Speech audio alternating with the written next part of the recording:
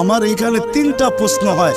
আমার প্রশ্ন হয়, আল্লাহ আমাদেরকে দুরূদ পড়তে বলতেছেন, আমরা আর কয়দিন বাঁচবো, আর কয়দিন পড়বো?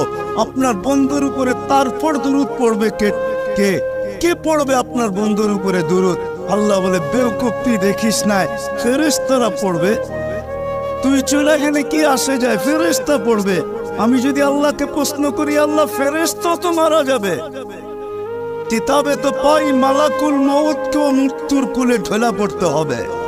সর্বশেষ উনি মারা যাবেন, গুনার পরে আর কেউ মারা যাবেন না। সর্বশেষ আল্লাহ জিজ্ঞেস করবে, মান বাকিয়া, কে বাকি? তো মালাকুল মউত বলবে, আনা ওয়া আনতাল হাইয়ুল্লাযী লা তামুত, আমি বাকি আর আপনি চিরঞ্জীব, আর কেউ নাই। আল্লাহ বলবে, ফাতামুত আনতা, এবার তোমার পালা, তুমি বড়। আল্লাহ চুক্তি দিবে, লি আন্নি কাতাবতুল মউত আলা মান তাহতা আরশি, আমার আরশের নিচে লেখা আছে, দেখো আমার আরশের নিচে যে আছে তাকে মৃত্যুর স্বাদ পান করতে হবে, হবেই হবে।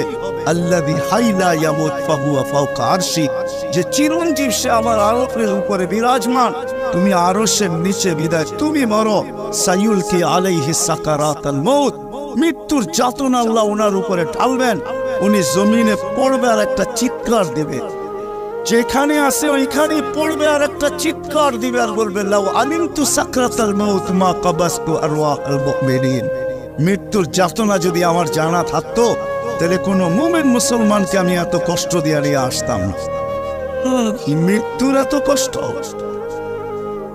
আল্লাহকে যদি প্রশ্ন করি, ফেরেশতা তো চলে যাবে, তো আমাদের নবীজির উপরে দুরূদ কে পড়বে? আল্লাহ বলে, তোর মতো বেওকুফ তো দেখি নাই, তুই মনে হয় কোরআন পড়িস, কোনোদিন পাবিস না।